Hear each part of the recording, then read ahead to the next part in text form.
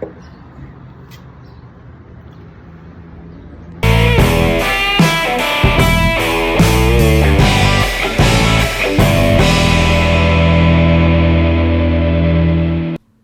guys, in today's video I'm going to be installing the Lexin Wireless Charger Mount.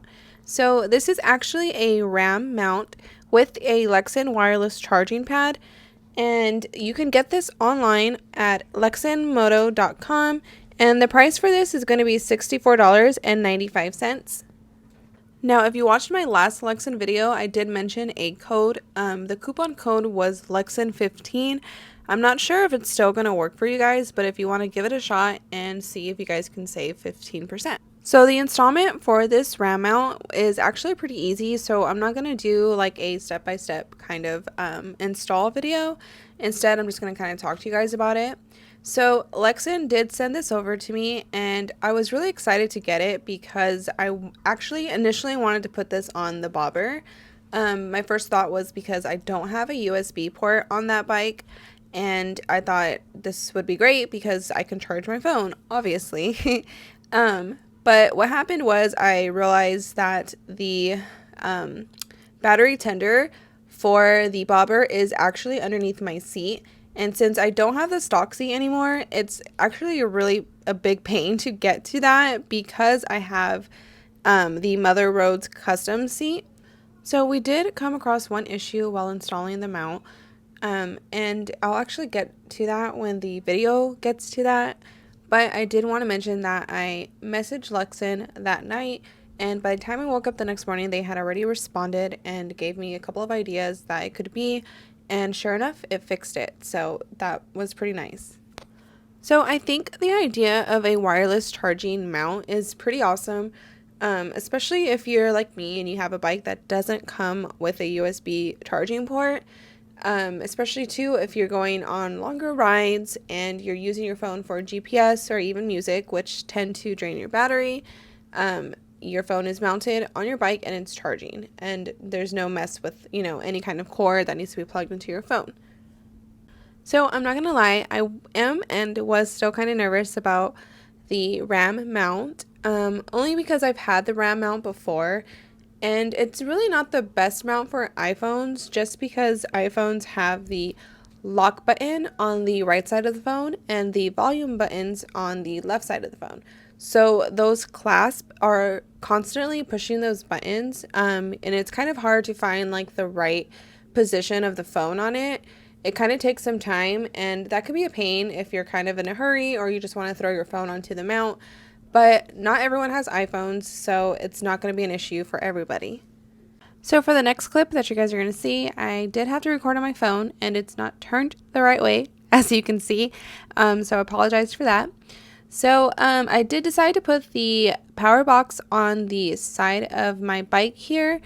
I do know that a lot of people put it on the handlebars, and I kind of didn't really like the way it looked on the FTR, just because there seems to be kind of like a lot going on, like with the screen and everything. So I decided to put it here. I was worried about it being too hot there and the Velcro not sticking anymore. And I was right. I think I rode the bike maybe 2 or 3 times when I noticed that the power box did fall off. So I do need to replace that Velcro.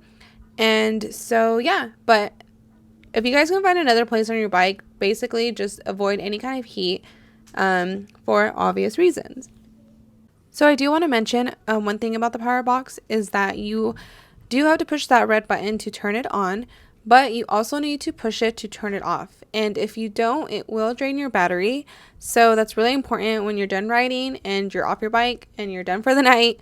Do not forget to turn off the power box.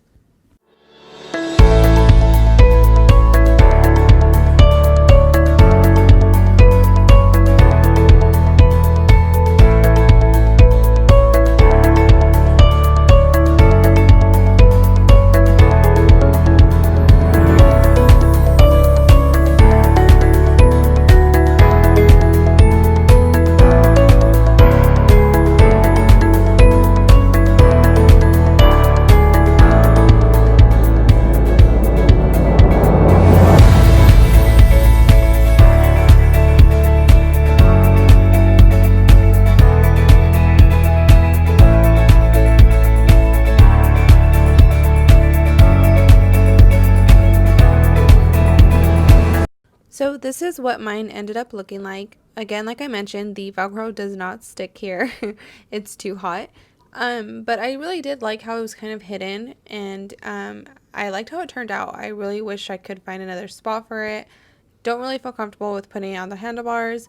And now I have to really think about it when I do install this on the bobber where I'm going to put it, because I'm a lot more pickier on that bite. So I do want to get into the issue that I had with installing the mount, and that is the plug.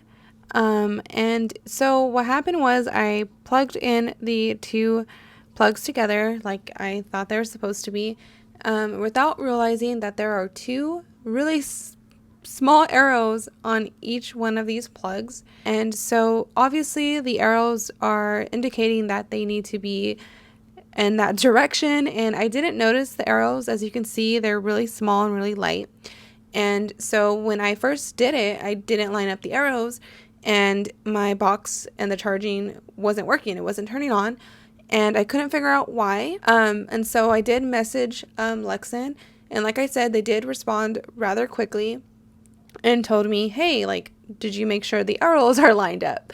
And I was like, what arrows? So that fixed the problem, and the phone started to charge. So that's all for today's video. Thank you, Lexin, for sending me this mount. I can't wait to get a lot of use out of it, and thank you guys for watching.